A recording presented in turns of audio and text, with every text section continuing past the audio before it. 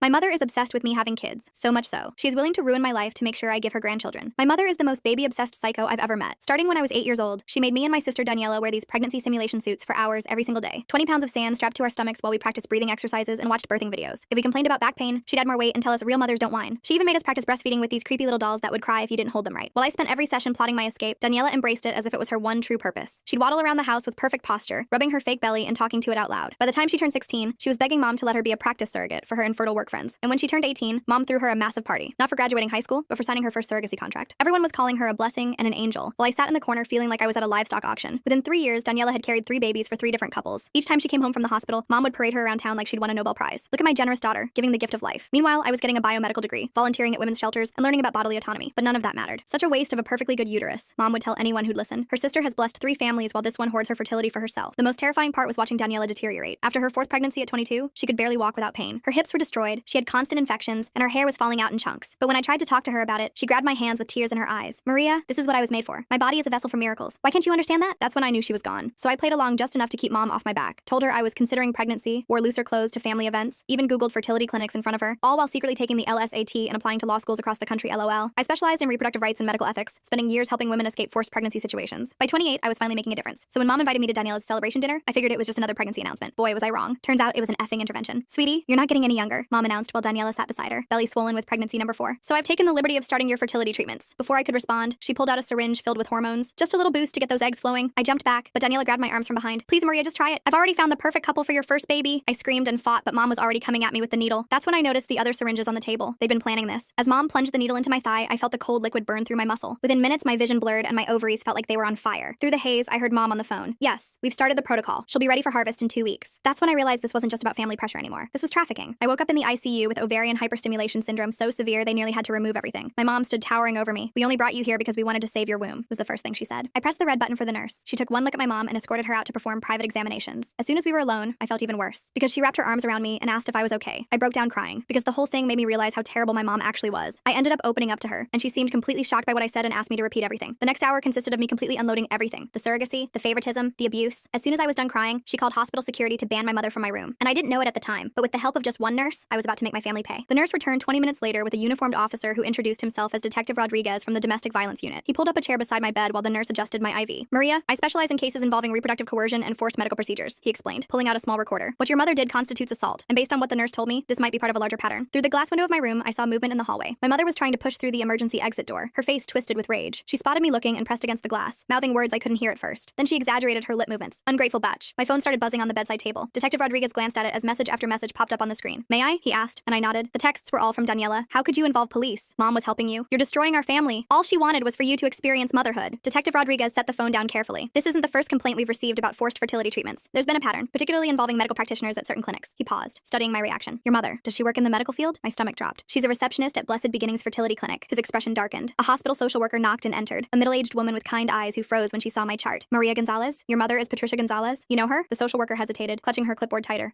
We've had some interactions. Let me get you some resources. She fumbled through her papers, clearly uncomfortable. Detective Rodriguez made notes while I described the intervention dinner. The social worker kept glancing at the door, and I noticed her hands shaking slightly as she handed me pamphlets about domestic violence resources. I need to check something, I said, reaching for my phone. I logged into my medical portal, scrolling through recent documents. There it was, dated 3 months ago, right after I'd casually mentioned to mom that James and I were thinking about our future. My medical power of attorney had been changed to my mother. This isn't my signature, I said, showing them the document. The handwriting was similar to mine, but slanted differently, the way someone might write if they were tracing. Before anyone could respond, a man in an expensive suit strode into the room. I'm representing Patricia Gonzalez. I understand there's been a misunderstanding regarding my client's daughter's medical care. That was fast, Detective Rodriguez muttered. The lawyer smoothed his tie. Maria is clearly suffering from hormone-induced psychosis. Her mother was simply trying to help when Maria became violent. We're requesting an immediate psychiatric evaluation. I'm not psychotic, I protested. The hormones in your system suggest otherwise. Ovarian hyperstimulation can cause severe mood disturbances, paranoia, even hallucinations. The hallway suddenly filled with noise. Daniela appeared with 5 small children clinging to her maternity dress. Aunt Maria needs help, she announced loudly to anyone who would listen. She's been struggling with jealousy issues for years. Hospital security arrived, trying to maintain order as the children started crying. Daniela bounced the youngest on her hip while rubbing her pregnant belly with her free hand. I grabbed my phone to call my law firm, needing backup. The receptionist answered on the second ring. Oh, Maria, your mother called earlier. She explained about your situation. Don't worry, we're handling your caseload while you recover. What? No, I'm fine. I need to speak to... The partners think it's best if you focus on getting better. Your mother said the breakdown was quite severe. I hung up, my hands trembling. Through the window, I watched my mother pull something from her purse, showing it to her lawyer. Keys, my apartment keys, my car keys. She started reciting something, and though I couldn't hear her, I recognized the pattern. She was listing my work schedule. Monday, she has court at 9. Tuesday is client meetings until 6. Wednesday, she volunteers at the women's shelter. The lawyer nodded along, taking notes. James burst through the door, still in his work clothes. Maria, I got your text. What's... But Daniela intercepted him him in the hallway, placing a manicured hand on his arm. I couldn't hear what she was saying, but I saw her gesture toward me, then touch her temple in the universal sign for crazy. She pulled out her phone, showing him something on the screen. The nurse who'd been helping me earlier returned with a plastic bag. "These are the belongings you came in with," she said, but her expression was troubled. She pulled out several glossy brochures from Blessed Beginnings Fertility Clinic. "Those aren't mine," I said immediately. She unfolded one of the brochures. Inside was a consent form for egg retrieval, dated last week. The signature matched the one on my power of attorney document. The hospital administrator appeared in the doorway, a thin woman with a practiced smile. "Given the circumstances and the family's concerns, we think it might be best to transfer Maria to our psychiatric ward for a full evaluation, just as a precaution." Through the glass, my mother smiled. Detective Rodriguez stood up. "She's not going anywhere without a court order." "Of course," the administrator said smoothly. "We're simply considering all options for Maria's well-being." My phone buzzed again. This time it was my law school mentor, Professor Chen. "Just got off the phone with your mother. She's very concerned about your pregnancy delusions. Said you've been fixating on having a baby, but your body won't cooperate. Is everything okay?" I wanted to scream. Every avenue of my life was being systematically poisoned. I looked at Detective Rodriguez, then at the social worker who still wouldn't meet my eyes, then at James in the hallway with Daniela still whispering in his ear. "The evaluation," I said suddenly. "I'll do it. I'll prove I'm competent." The lawyer smiled. "Excellent. Dr. Margaret Whitfield will perform the evaluation. She's the best in the state." The name sounded familiar. Then it hit me. Mom's Book Club. Dr. Whitfield had been coming to our house for monthly meetings for over a decade, but it was too late to take it back. The administrator was already making arrangements, and my mother's smile through the glass had turned triumphant. The nurse squeezed my hand as she checked my IV one more time. She leaned close, pretending to adjust my pillow. "Whatever happens, don't sign anything else," she whispered. "And check your phone's location settings. Someone's been tracking you." As everyone filed out to make arrangements for my evaluation, I noticed something else. Daniela was showing James her phone again, and this time I caught a glimpse of the screen. It was a text conversation, but not recent ones. These were from 2 years ago, when James and I had first started dating, and I'd mentioned that maybe someday, far in the future, we might want kids. She was building a case that I'd always wanted children, that this was all my own frustrated desire manifesting as paranoia. And from the look on James's face, it was working. The psychiatric evaluation was scheduled for tomorrow morning. As I lay in that hospital bed, watching my mother orchestrate my destruction through a pane of glass, I realized the true horror of my situation. She'd been planning this for years, waiting for the perfect moment to spring her trap, and I'd walked right into it. The psychiatric evaluation was set for 8 a.m. I spent the night rehearsing answers in my head, trying to anticipate Dr. Whitfield's questions. The nurse from earlier shift had slipped me a sedative, whispering that I'd need rest to appear stable, but sleep wouldn't come. Every time I closed my eyes, I saw my mother's triumphant smile through that glass. Around 3 a.m., my phone lit up with an Instagram notification. Daniela had posted a photo from last month's family dinner. There I was, slumped in my chair, eyes glazed. The caption read, "Praying for my sister's fertility journey. Some women struggle more than others to accept their maternal calling." Posted 3 weeks ago, but I was just seeing it now. The comments were full of sympathy for her and concern for me. I scrolled through her feed with growing horror. She'd been documenting my journey for months. Photos of me at family gatherings, always looking tired or distracted, captions about my baby fever and fertility struggles. In one video, I was playing with her youngest daughter, and Daniela had added text overlay. "She'll be such a good mom when she stops fighting nature." My work email pinged, then pinged again and again. I opened it to find my inbox flooded with messages. The subject lines made my blood run cold. "Thinking of you during this difficult time. Take all the time you need. Your health comes first." My mother had sent an email to my entire firm from my account. I read it with shaking hands. "Dear colleagues, I'm writing to inform you that I'll be taking an indefinite leave of absence to address some personal health matters. As many of you know, I've been struggling with fertility issues and the emotional toll has become overwhelming. My family is helping me get the treatment I need. Please redirect all urgent matters to the managing partners. Thank you for your understanding during this difficult time. Maria." The timestamp showed it was sent at 2:47 a.m. While I was lying here wide awake, I tried to log into my work account to send a retraction, but my password had been changed. My hands fumbled with the password reset, but the recovery email had been switched to one I didn't recognize. My mother had locked me out of my own professional life. 3 of my clients had already responded with supportive messages. Women I'd helped escape abusive situations, now believing I was having a mental health crisis. One wrote, "I always sensed you carried deep pain about motherhood. Please don't let it consume you like it almost consumed me." The irony made me want to vomit. By 6 a.m., the psychiatric ward's morning shift was arriving. I watched through my door's window as staff members whispered to each other, glancing in my direction. News traveled fast in hospitals. They all knew I was the woman who'd attacked her mother for trying to help with fertility treatments. A breakfast tray arrived, but I couldn't eat. My hands shook too badly to hold the plastic spoon steady. When I tried to drink the juice, I noticed a bitter aftertaste and set it down immediately. After what I'd learned about the drugging at family dinners, I couldn't trust anything. Detective Rodriguez arrived at 7:30, looking exhausted. "I've been investigating all night," he said quietly, pulling his chair close. "Your mother's name appears in several concerning patterns at that fertility clinic. But Maria," he hesitated, "the evidence is complicated. She's been very careful to make everything look like loving family support." "What kind of patterns?" I asked. "Young women, mostly from troubled backgrounds, who suddenly decide to become egg donors or surrogates after meeting with clinic staff. Your mother often handles their intake paperwork." He showed me a folder. "But here's the problem. They all sign consent forms. They all pass psychological evaluations. On paper, everything looks legitimate, because the system is designed to protect the clinic, not the women," I said. He nodded grimly. "I need more evidence to build a case. But right now, I'm more concerned about getting you through this evaluation safely." Dr. Whitfield arrived precisely at 8 a.m., carrying a leather briefcase and wearing a sympathetic smile that didn't reach her eyes. She was exactly as I remembered from Mom's book club meetings. Silver-haired, professionally dressed, with reading glasses on a pearl chain. "Maria, dear," she said warmly, "your mother has told me so much about your struggles." Detective Rodriguez started to object, but she held up a manicured hand. "I'm afraid this evaluation must be conducted privately. Standard protocol." "I'm staying," he said firmly. "Then I'll have to note in my report that the patient required police supervision, which suggests violent tendencies." Her smile never wavered. "Your choice, detective." He looked at me, jaw clenched. I nodded slightly. We both knew she'd already made up her mind about her report. Having him removed would just give her more ammunition. After he left, Dr. Whitfield settled into the visitor's chair and opened her briefcase. Inside, I glimpsed what looked like completed forms. The evaluation results, already written. "Now then," she began, pulling out a tablet. "Let's talk about your relationship with motherhood." For the next hour, every question was a trap. When I explained I'd chosen career over children, she typed notes about defensive rejection of femininity. When I mentioned helping women escape reproductive coercion, she murmured about projection of internal conflicts. When I tried to tell her about the forced injection, she asked if I often felt persecuted by maternal figures. "Your mother mentioned you've been playing with dolls recently," she said, studying me over her glasses. "What? No, I haven't. She found them in your apartment. Baby dolls, hidden in your closet." She showed me a photo on her tablet. 3 dolls I'd never seen before, tucked behind my winter coats. It's quite common for women experiencing fertility grief to regress to childhood coping mechanisms. I stared at the photo, my mind racing. The dolls were positioned carefully, blurry, as if someone had staged them. One was holding a tiny bottle. Another had a miniature diaper bag. The third was wrapped in a blanket that looked handmade. Those aren't mine, I said. Denial is also common, Doctor. Whitfield replied, typing rapidly. Maria, there's no shame in wanting children, but when that desire becomes so overwhelming that you lash out at family members trying to help, she injected me with fertility hormones against my will. She tried to give you a vitamin supplement, according to witnesses. You became violent and had to be restrained. She tilted her head sympathetically. The mind can play tricks when we're under stress. Sometimes we misinterpret loving gestures as attacks. My phone buzzed. A notification from my bank. A large withdrawal from my savings account. When I tried to check it, Dr. Whitfield reached over and gently took the phone. Let's focus on our conversation, she said, placing it in her briefcase. Tell me about your jealousy toward Daniela. I'm not jealous of my sister. 7 successful pregnancies, a loving family, the admiration of your community. She leaned forward. Meanwhile, you've dedicated your life to preventing other women from experiencing motherhood. Don't you see the connection? Every protest I made was twisted into evidence of my instability. By the time she finished, she painted a picture of a woman so consumed by fertility grief that she constructed an elaborate persecution fantasy, rather than admit her own desires. I'm recommending a 72-hour hold for observation, she announced, closing her tablet. With continued therapy, I believe we can help you work through these delusions. You can't do this, I said. I know my rights. Of course you do, dear. You've spent years studying law to compensate for what you perceive as your feminine failures. She stood, smoothing her skirt. The hold begins immediately. Psychiatric transport will be here within the hour. After she left, I grabbed the room's phone to call someone, anyone, but who? My firm thought I was having a breakdown. My boyfriend was being poisoned against me by my sister. My bank accounts were being drained. Even my mentor had been reached by my mother's campaign. The transport team arrived while I was still holding the dead phone. 2 orderlies with kind faces and firm grips. They spoke to me like I was fragile, dangerous, unpredictable. The nurse who'd helped me earlier was nowhere to be seen. As they prepared me for transport, I saw my mother in the hallway. She was talking to Dr. Whitfield, occasionally dabbing at her eyes with a tissue. The concerned mother, bravely handling her daughter's mental health crisis. Other staff members patted her shoulder sympathetically. The psychiatric ward was in a separate building, connected by an underground tunnel. The fluorescent lights hurt my eyes as they wheeled me through. The orderly pushing my wheelchair hummed tunelessly. The sound echoed off the concrete walls, mixing with the squeak of wheels and the distant clang of doors. My new room was small and sterile. White walls, a narrow bed with restraint straps visible, a small window with reinforced glass. They gave me paper scrubs to wear and took my belongings for safety reasons. The nurse doing intake was young, efficient, and clearly uncomfortable. Any history of mental illness? She asked. Number of sewer slide attempts? Number of violent episodes? No. Wait, they're saying I attacked my mother, but I'll put down one recent episode. She typed quickly. Dr. Whitfield's orders say you're to have no visitors except family for the first 24 hours. No phone calls. It's for your own stability. That's illegal. I have the right to contact my lawyer. She bit her lip. I'll have to check with the attending physician about that. But the attending physician was conveniently unavailable, as were the patient advocates, the ward administrator. Everyone who might help was somehow unreachable. I was trapped in a bureaucratic maze designed to look like treatment. My mother arrived that afternoon with a suitcase. I brought you some comfortable clothes, she announced, setting it on the bed, and some photos of Daniela's babies. I thought they might help you remember what we're working toward. She unpacked methodically. Maternity clothes, all in my size. Prenatal vitamins, a journal titled My Fertility Journey, with the first several pages already filled out in handwriting that looked almost like mine. Photos of babies I'd never met, labeled with names like your nephew and your godson. The retrieval is scheduled for next week, she said conversationally, hanging up a dress clearly designed for a pregnant woman. Dr. Martinez at the clinic is very optimistic about your egg quality. 28 is still young enough for excellent results. I'm not consenting to egg retrieval. Of course not, dear. Not in your current state. She smoothed the dress on its hanger. That's why I've petitioned for temporary medical conservatorship, just until you're thinking clearly again. She pulled out a folder thick with documents. Legal forms, medical papers, psychiatric evaluations. My signature on half of them, forged but convincing. A paper trail stretching back months, documenting my supposed descent into fertility obsession. Your work friends have been so supportive, she continued. Several have written letters for the conservatorship hearing. They've noticed your preoccupation with pregnancy for some time, apparently. All those pro bono cases for pregnant women, they thought you were working through something personal. I watched her redecorate my psychiatric room into a nursery in waiting. She'd brought a small ultrasound photo in a frame, labeled Baby Gonzalez with next month's date, a mobile with tiny elephants, a book about pregnancy nutrition, each item carefully chosen to support her narrative. Daniela sends her love, Mom said, pulling out her phone. She's been so worried about you. She showed me a video. Daniela in a hospital bed, surrounded by flowers, cradling her newest baby. Hi, Maria, my sister said to the camera, her voice weak but warm. I just wanted you to know that I love you. And when you're ready, there's a wonderful couple waiting to give your babies all the love in the world, just like mine are getting. Don't fight this, okay? Let Mom help you. She only wants what's best. The baby in her arms started crying. Daniela winced as she adjusted her position, and I saw the flash of pain across her face. The camera shook slightly. Whoever was filming had noticed too. Then the video cut off. She's so brave, Mom said, tucking the phone away. 5 pregnancies now, and she never complains, unlike some people. A commotion in the hallway interrupted her. Raised voices, then the sound of security being called. Through the small window in my door, I saw the nurse who'd helped me in the ICU being escorted out by security. She was carrying a box of personal items, her face flushed with anger. My mother followed my gaze and smiled. Oh yes, she was let go this morning. HIPAA violations, I heard. Sharing patient information without authorization. Such a shame. She seemed like a nice girl. The message was clear. Anyone who helped me would pay the price. After Mom left, I tried to sleep but couldn't. The bed was too firm, the room too bright, the sounds of the ward too unsettling. Someone down the hall was crying. Another patient kept asking for their mother. The night nurse did checks every hour, shining a flashlight through the window. Around midnight, a different nurse slipped into my room. She was older with graying hair and tired eyes. I don't have long, she whispered, but I knew your nurse friend. She asked me to give you this. She pressed a small piece of paper into my hand. A phone number, nothing more. Call it when you can, she said. Not from here. They monitor the ward phones, but when you get out, she glanced nervously at the door. There are more of us than you think. Women who've seen what happens at that clinic. We've been too scared to speak up. She left as quickly as she'd come. I memorized the number and then tore the paper into tiny pieces, flushing them down the toilet. Evidence of conspiracy, my mother would call it. Proof of paranoid delusions, Dr. Whitfield would say. The next morning brought group therapy. 6 women in a circle, sharing their struggles. The therapist, a young man with an earnest face, encouraged us to explore our relationships with femininity. When my turn came, I stayed silent. Anything I said would be documented, twisted, used against me. Maria is working through some fertility grief, the therapist explained to the group. Sometimes that manifests as rejection of traditional female roles. One of the other women, barely out of her teens, looked at me with sympathy. I get it, she said. I used to think I didn't want kids either, but therapy helped me realize I was just scared of not being good enough. I wanted to scream that not wanting children was a valid choice, that femininity wasn't defined by reproduction, that I was here because I'd helped too many women escape exactly this kind of pressure, but I just nodded and let them draw their own conclusions. Lunch was in a common room with barred windows. I picked at the food, still paranoid about substances. My table mate, an older woman with hollow eyes, leaned over conspiratorially. First time? She asked. I nodded. Word of advice, agree with everything they say. Fastest way out is through compliance. She stirred her pudding absently. I've been here 6 times. Keep fighting my daughter about custody of my grandkids, but this time I'm gonna play along. Tell them I understand boundaries, accept my role. Her laugh was bitter. Whatever gets me out, right? That afternoon, I had individual therapy with Dr. Whitfield. She'd set up a permanent office on the ward to better serve my patients. The walls were covered with inspirational posters about motherhood and healing. Your mother tells me you were asking about the retrieval procedure, she began. I wasn't. It's natural to be curious. Many women find that understanding the medical process helps alleviate their fears. She pulled out a brochure from Blessed Beginnings. The clinic has an excellent success rate, and the couple your mother has selected is just lovely. He's a doctor, she's a teacher. They've been trying for 5 years. I'm not donating my eggs. Of course not. You're donating the possibility of life. There's a difference. She made a note on her pad. Maria, I want you to try something. Close your eyes and imagine holding your biological child. Even if another woman carries them, they'll still be yours in the way that matters. I kept my eyes open, staring at her diplomas on the wall, all from respectable institutions, all legitimate. This wasn't some back alley operation. It was a fully licensed psychiatrist in an accredited hospital doing exactly what the system allowed her to do. Resistance is normal, she continued. But I think deep down, you know your mother is right. You've spent so many years fighting your nature that you've convinced yourself the fight is the purpose. But what if you just let go? James came during visiting hours, but I was told family only. Daniela arrived instead, moving slowly, one hand supporting her belly. She'd brought her 5 children, who fidgeted uncomfortably in the sterile visiting room. Aunt Maria is sick, she told them, but she's getting better. The oldest, a girl about 6, studied me solemnly. Grandma says you're going to have babies soon too. That's right, sweetheart, Daniela said before I could respond. Aunt Maria just needs some help remembering how much she wants them. She'd brought photos from our childhood, the 2 of us with those horrible pregnancy suits, but she'd edited them somehow. In these versions, I was smiling, playing along, happy. Remember how you used to name your pretend babies? She asked. You had a whole list. Emma, Sophia, little James Jr. If it was a boy. That was you, I said quietly. Those were your names. No, Maria. She pulled out a notebook, weathered and familiar. My childhood diary. She opened it to pages I didn't remember writing. Lists of baby names and handwriting that looked like mine but wasn't. See? You've always wanted this. The stress just made you forget. The children watched our exchange with wide eyes, learning, absorbing, seeing how Aunt Maria was being helped to remember her true purpose. The oldest kept glancing at her mother's swollen belly, then at my flat stomach, confusion clear on her face. After they left, I found myself in the bathroom, staring at my reflection. The fluorescent lights made me look pale, hollow, like the other women on the ward. I wondered how many of them were here for similar reasons, how many had fought too hard against expectations and ended up labeled as crazy. That evening, there was an incident. A new patient, young and terrified, had been brought in screaming about being forced to have a baby. Security had to restrain her while nurses administered sedatives. Through my cracked door, I heard fragments of her story. Religious parents, pregnancy pact, escape attempt. By morning, she was calm, compliant, sitting in group therapy talking about how she'd misunderstood her family's love. Sometimes we perceive care as control, the therapist said, nodding approvingly. But with medication and therapy, we can learn to accept support. I watched her carefully, the slight tremor in her hands, the delayed responses, the way she agreed with everything, even contradictory statements. They'd medicated her into submission, and everyone pretended it was healing. My own medication arrived with breakfast, just to help with the anxiety, the nurse explained. I recognized the pills, mild sedatives, nothing too serious. But I knew they were just the beginning. Refuse too long, and they'd find reasons for stronger interventions. I palmed the pills, pretended to swallow. Later, I'd flush them like the phone number, but I couldn't keep this up forever. Eventually, they'd do mouth checks, inject medications, find ways to ensure compliance. The conservatorship hearing was in 3 days. Dr. Whitfield assured me it was just a formality, and that I didn't need to attend. Your mother will handle everything. You just focus on getting better. But I knew what that hearing meant. Once she had conservatorship, she could consent to anything on my behalf. Egg retrieval, hormone treatments, even forced pregnancy if she found a suitable way to frame it as therapeutic. That night, I lay awake planning. Not escape, that would only prove my instability, but compliance. Strategic, calculated compliance that might get me released before the hearing. I'd have to become what they wanted to see. A woman who'd accepted her true desires, who understood her mother's love, who was ready to embrace motherhood. The performance would have to be perfect. One slip, one moment of resistance, and I'd be here indefinitely. But if I could convince them I'd had a breakthrough, shown proper gratitude for their help, maybe, just maybe, I could get out in time to fight the conservatorship. I thought about all the women I'd helped over the years, how many had been in similar positions, trapped by family expectations, medical systems, legal frameworks that prioritized reproduction over autonomy. I'd fought for them in courtrooms and shelters. Now I had to fight for myself with the only weapons left, manipulation and lies. The irony wasn't lost on me. To prove I was sane, I had to act crazy. To maintain my autonomy, I had to surrender it. To escape my mother's control, I had to embrace everything she wanted me to be. Tomorrow, I'd start my performance, cry in therapy about my empty womb. Thank Dr. Whitfield for helping me see the truth. Ask Daniela for advice about egg donation. Let my mother dress me in those maternity clothes and tell her how right they felt. Every word would burn. Every gesture would betray everything I believed. But it was the only way out that didn't involve a needle in my arm and stirrups in an operating room. The night nurse did her check, flashlight sweeping across my face. I kept my breathing even, feigning sleep. Down the hall, someone was crying again, or maybe still. In places like this, the crying never really stopped. 3 days. I had 3 days to convince them I was cured of the terrible affliction of not wanting children. 3 days to perform the most important act of my life. The real tragedy was that I knew I could do it. Years of watching Daniela had taught me exactly what to say, how to act, what they wanted to see. I could become the perfect patient, grateful for their intervention, eager to fulfill my biological destiny. And maybe that was the worst part. Not that they were trying to break me, but that I knew exactly how to let them think they'd succeeded. The next morning, I woke with newfound determination. During group therapy, I raised my hand for the first time. I think I understand now, I said, letting my voice crack. All these years, I've been running from what I really wanted. The therapist leaned forward eagerly. Tell us more, Maria. I described a fabricated dream about holding a baby, watching the other women nod knowingly. When Dr. Whitfield arrived for our session, I was ready. I want to apologize, I began, twisting my hands in my lap. You were right. I've been using my career to avoid facing my fertility grief. She practically glowed. This is wonderful progress, Maria. For the next hour, I fed her exactly what she wanted to hear. How jealous I'd been of Daniela's pregnancies. How my work with reproductive rights was really about controlling what I couldn't have. By the end, she was typing furiously, documenting my breakthrough. I think we should tell your mother, she said. She'll be so relieved. When Mom arrived that afternoon, I was wearing one of the maternity dresses she'd brought. The fabric hung loose on my frame, but I kept rubbing my flat stomach the way I'd seen Daniela do countless times. Oh, sweetie, Mom Mom said, tears in her eyes. You look so natural. I let her hug me, fighting the urge to push her away. I'm sorry I fought you, I whispered. You were just trying to help. She pulled back, studying my face. For a moment, I thought she saw through the act. Then she smiled and pulled out her phone. Daniela needs to hear this, she said, already dialing. I spent the rest of the day performing, asking Mom about the egg retrieval process, looking at photos of the couple who wanted my eggs, even practicing breathing exercises from those horrible childhood sessions. Dr. Whitfield was so impressed that she mentioned possibly expediting my release. If you continue showing this level of insight, we might not need the full 72 hours. That night, I couldn't sleep. Tomorrow was crucial. I needed to maintain the performance while somehow getting access to a phone or computer. The conservatorship hearing was in 2 days, and I had to find a way to contest it. The next morning brought a surprise. James arrived during visiting hours, and this time they let him in. He looked exhausted, conflicted. Your mom said you're doing better, he said carefully. I wanted to scream the truth, but I knew they were probably monitoring us. Instead, I reached for his hand. I've been so confused, I said, but I'm starting to understand what I really want. He studied my face, and I tried to communicate silently. His eyes widened slightly. Did he understand? Maybe when you get out, we can talk about our future, he said slowly. I'd like that, I replied, squeezing his hand 3 times. Our old signal for play along. After he left, I felt a spark of hope. Maybe he hadn't completely bought Daniela's lies. That afternoon, I convinced the ward staff to let me use the computer in the day room to research fertility options. Instead, I quickly logged into my email through a web browser. My password still worked on my personal account. I fired off a message to a colleague who specialized in conservatorship law, keeping it vague but urgent. Then I checked my bank accounts. More money had been withdrawn. At this rate, I'd be broke within a week. Finding good information? A nurse asked, approaching. I quickly switched tabs to a fertility clinic website. Just learning about the process, I said brightly. She smiled and moved on. I had maybe 5 more minutes before someone got suspicious. I navigated to the court website and found the conservatorship filing. My mother had claimed I was gravely disabled due to fertility-related psychosis. The hearing was scheduled for tomorrow at 2 p.m. I memorized the case number and courtroom, then cleared the browser history. If I could just get released in the morning, I might make it to court. That evening, Dr. Whitfield called an emergency session. My stomach dropped. Had they discovered my computer use? Your mother told me you've been asking about specific fertility clinics, she said. I'm so pleased with your progress that I'm recommending immediate release. I blinked. Really? You'll need to continue outpatient therapy, of course, but I think you're ready to take the next steps in your journey. She smiled. Your mother has already made an appointment at Blessed Beginnings for tomorrow afternoon, the same time as the conservatorship hearing. That's wonderful, I managed to say. I was released the next morning at 9 a.m. Mom was waiting with a bouquet of flowers and a gift bag. I bought you some prenatal vitamins, she said, handing me the bag. Just to prepare your body. I smiled and accepted them, already planning my next move. Mom, I need to stop by my apartment first. Change clothes, feel normal again. Her smile faltered. Oh, but we have appointments. Please, I said, channeling Daniela's manipulation tactics. I want to look my best when we go to the clinic. This is such an important day. That worked. She drove me to my apartment, though she insisted on coming inside. While she waited in the living room, I locked myself in the bathroom and called the colleague I'd emailed. Maria, I got your message. The hearing is at 2 p.m., right? I'll be there. I can't make it, I whispered. My mother will have me at the fertility clinic. Can you file an emergency motion? Without you present, it's harder, but I have evidence, I interrupted. Check my work email. Password is, I gave her my credentials. There's a folder labeled personal. Everything's there. I hung up as Mom knocked on the door. Everything okay, sweetie? Just nervous. I called back. I emerged to find her rearranging my bookshelf, removing my law texts and replacing them with pregnancy guides she'd brought. Much better, she said. Now, let's get you changed. She'd brought an outfit, a flowing dress that suggested fertility and femininity. I put it on, playing the part. We arrived at Blessed Beginnings at 1:30. The waiting room was full of hopeful couples and young women who looked vaguely disconnected. I recognized the look from my years of advocacy work. Patricia, a nurse greeted my mother warmly. And this must be Maria. We've heard so much about you. They whisked me back for preliminary testing, while Mom filled out paperwork. The nurse chattered about success rates and happy families while drawing my blood. Your mother says you're eager to help a special couple, she said. Very eager, I lied. At 2:15, I asked to use the bathroom. Instead, I slipped out a side door and called a rideshare. The courthouse was only 10 minutes away. I burst into the courtroom at 2:25. The judge was already speaking, my mother at the petitioner's table with her lawyer. My colleague stood at the respondent's table, looking relieved to see me. Your Honor, she said quickly, my client has arrived. Mom's face went white, then red. She's supposed to be at the clinic. Interesting, the judge said dryly. Ms. Gonzalez, are you here of your own free will? Yes, Your Honor, and I'd like to contest this conservatorship petition. The next hour was brutal. Mom's lawyer presented Dr. Whitfield's evaluation, the psychiatric hold, my confession of wanting children. But my colleague countered with the evidence I'd gathered, the forged signatures, the timeline of Mom's planning, the pattern of coercion at the clinic. Your Honor, I said when given the chance to speak, I don't have fertility grief. I have a mother who's built her entire identity around her daughter's reproductive capacity. She drugged me, forged documents, and orchestrated an elaborate campaign to destroy my credibility when I refused to participate in her breeding agenda. Mom started crying. I just wanted grandchildren. Is that so wrong? You have 5 grandchildren, I pointed out. Through Daniela, who can barely walk anymore because of what you've done to her body. She chose that life, did she? Or did you condition her from age 8 to believe she had no other value? The judge called for order. After reviewing the evidence, including the hair follicle test results my colleague had subpoenaed, he made his decision. The petition for conservatorship is denied, he said firmly. Furthermore, I'm issuing a restraining order. Ms. Patricia Gonzalez, you are to have no contact with your daughter Maria. Mom wailed. Her lawyer whispered urgently in her ear, but the decision was final. As we left the courthouse, I saw Daniela in the parking lot, struggling to get out of her minivan with her swollen belly. She'd brought all 5 children. How could you? She called out. Mom loves us. She loves what our bodies can do for her, I replied. There's a difference. The oldest child, the 6-year-old girl, tugged on Daniela's dress. Mommy, why is Grandma crying? Daniela didn't answer. She couldn't. Because how do you explain to a child that they're being groomed for the same fate? I walked away, my colleague beside me. What now? She asked. Now I file a complaint with the medical board about Blessed Beginnings, I said, and I start documenting everything for the civil suit. What about your sister? I looked back at Daniela, still standing by her van, children clustered around her like shields. I can't save someone who doesn't want to be saved, but maybe I can protect her daughters. That evening, James came to my apartment. We sat on my couch, the same one where Mom had probably planted those dolls, and talked for hours. I almost believed them, he admitted. The texts, the photos, the stories, it all seemed so real. That's how good manipulators work, I said. They take a grain of truth and build a mountain of lies. He stayed the night. Not romantically, neither of us were ready for that. But having someone there who believed me, who saw through the gaslighting, made me feel human again. The next few weeks were a blur of legal filings. Therapy, real therapy, not Dr. Whitfield's manipulation, and slowly reclaiming my life. My firm welcomed me back after I explained the situation. Several of my clients reached out, apologizing for doubting me. The investigation into Blessed Beginnings revealed what I'd suspected, a pattern of targeting vulnerable women, often referred by concerned family members like my mother. The clinic was shut down pending review. Mom tried to contact me through flying monkeys, mutual acquaintances, distant relatives, even my childhood priest. Each time, I documented it for the restraining order file. Daniela gave birth to her 6th child 6 weeks later. I heard through the grapevine that there were complications, bad ones. She survived, but barely. The doctors told her no more pregnancies. I wanted to feel vindicated, but I just felt sad. She was my sister, despite everything. And now she was facing the reality of a body destroyed in service of someone else's vision. 3 months after the conservatorship hearing, I got a call from an unknown number. I almost didn't answer, but something made me pick up. Aunt Maria? A small voice said. It's Emma, Daniela's oldest daughter. Hi, sweetheart, I said carefully. Is everything okay? Mommy's sick again, and Grandma keeps talking about when I'm older and can have babies. Her voice dropped to a whisper. I don't want to be like Mommy. My heart broke and soared simultaneously. You don't have to be, Emma. You can be whatever you want. Can I